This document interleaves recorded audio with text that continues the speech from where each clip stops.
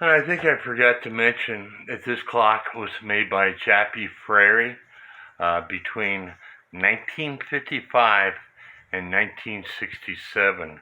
The reason why I say that is because the medallion that is on the movement dated 1955.